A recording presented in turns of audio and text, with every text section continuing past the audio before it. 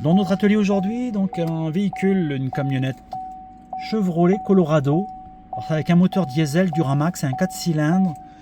Le propriétaire nous a amené son véhicule parce qu'il a un affichage au tableau de bord. Donc c'est un système avec la dépollution, avec le système AdBlue, système SRC. Et son véhicule affiche ce message: action requise, mauvaise qualité du fluide d'échappement, voir le manuel. Donc et en plus il nous prévient que le véhicule cessera de fonctionner en gros dans un certain nombre de kilomètres. Et allez, donc voir le manuel du propriétaire, 24 km jusqu'à la vitesse maximale. Il nous reste 24 km jusqu'à 104 km/h maximum. Donc il est urgent de régler son problème. Lorsqu'on met le véhicule en route, donc le véhicule démarre correctement, donc il fait son test. Et on voit aussi un certain nombre de voyants qui restent allumés au tableau de bord. On va faire les contrôles sur le système anti-pollution du véhicule, le moteur diesel, donc c'est particulier. On vient d'effectuer une lecture des codes dans le calculateur moteur. On a deux codes enregistrés. Les codes relatifs aux oxydes d'azote. C'est logique, un système AdBlue ici et là pour traiter les oxydes d'azote. Alors on a sur la ligne d'échappement, le traitement des oxydes d'azote se fait par étapes. Déjà, pas uniquement sur la ligne d'échappement, mais déjà le système EGR, système qui va permettre de réduire la formation des oxydes d'azote. On va avoir après une première partie avec le rhodium dans le catalyseur qui va traiter une partie. Et en fin de compte, le reste, comme les normes anti-pollution se sévérisent et donc est traité par le système ici avec la DBLU, donc dans un système SRC. Et donc pour ça, pour le bon fonctionnement aussi, on doit vérifier que le système fonctionne. Voir ici que les performances au niveau des capteurs NOx, on a un souci. On a un code qu'on va bien enregistrer. On a un deuxième code qui est sur l'efficacité, donc une mauvaise efficacité du catalyseur sur le traitement des NOx. C'est logique par rapport à notre message. Donc on va poursuivre notre diagnostic. On va aller vérifier un certain nombre de paramètres. Et ensuite on utilisera la documentation technique pour nous diriger dans le diagnostic. Alors on est venu mettre quelques paramètres sur les sondes à oxygène, sur les sondes NOx à l'écran pour voir leur fonctionnement. On a laissé le moteur chauffer, se réchauffer. Ça ne fonctionne pas. On voit la première sonde qui fonctionne au niveau des ppm donc d'oxyde d'azote, on voit bien. La deuxième ne fonctionne pas.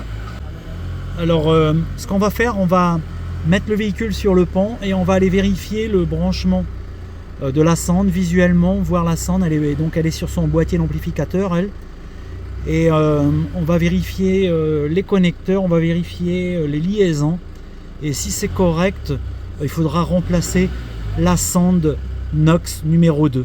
Voilà ce qui va résoudre son problème.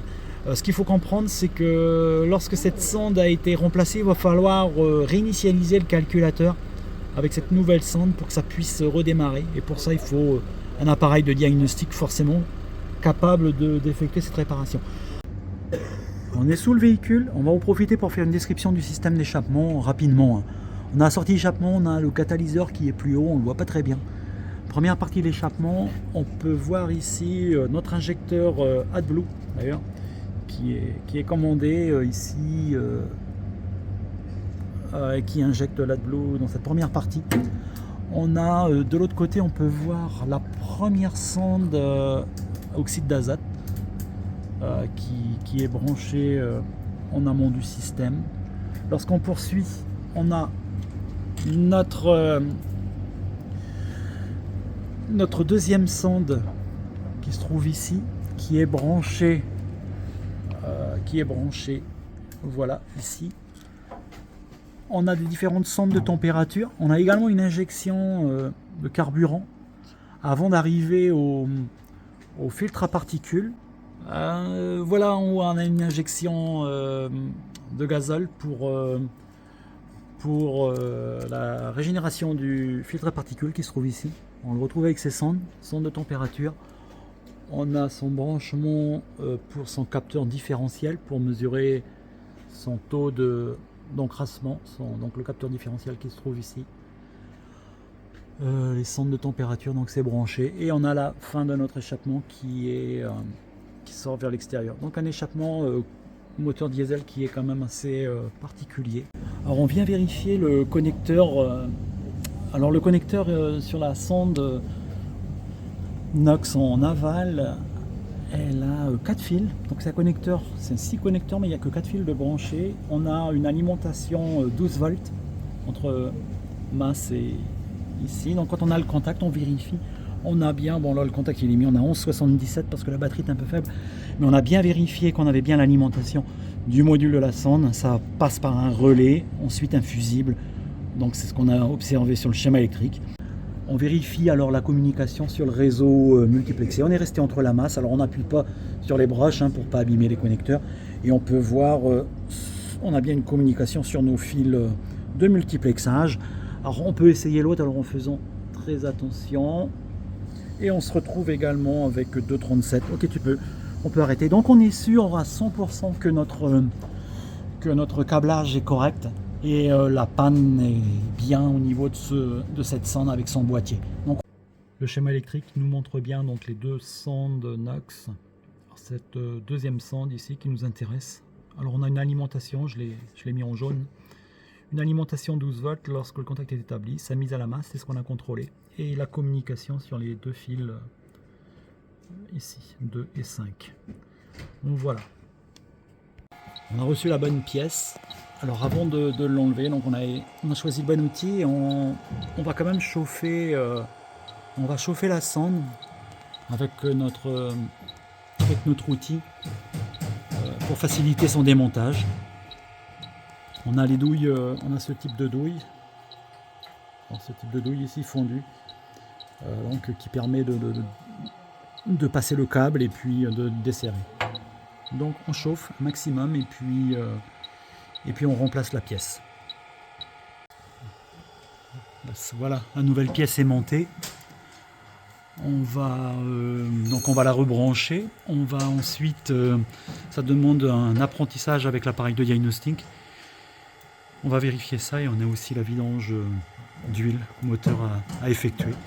Donc on poursuit le remontage, on fait la procédure avec l'appareil de diagnostic et on vérifie le bon fonctionnement des éléments. Alors on est rentré dans le menu pour faire un reset du capteur numéro 2 des oxydes d'azote. Alors l'avantage c'est que ça va se faire rapidement, sinon le véhicule il aura besoin de rouler plusieurs kilomètres avant de le faire lui-même. Donc vas-y, tu peux lancer le reset. On est connecté au véhicule. Voilà, on entend le véhicule qui réagit, il est derrière nous. Et la manip est donc réalisée. Donc on va faire un essai de démarrage du moteur pour vérifier si tout fonctionne. Alors pour effacer le voyant, on va dans un menu de service B-test en fait. Et là le calculateur va faire des mesures pour vérifier que la réduction de concentration de NOx est bien effectuée lorsqu'il va commander son injecteur. Donc le test il est lancé, ça peut durer entre 20 et 30 minutes, on attend que ça se termine et on espère que l'extinction du voyant au tableau de bord sera effectif. Voilà, la procédure c'est bien terminée et le voyant s'est éteint. Ça, le tableau de bord. Donc on va faire maintenant un essai routier pour confirmer la réparation et voilà.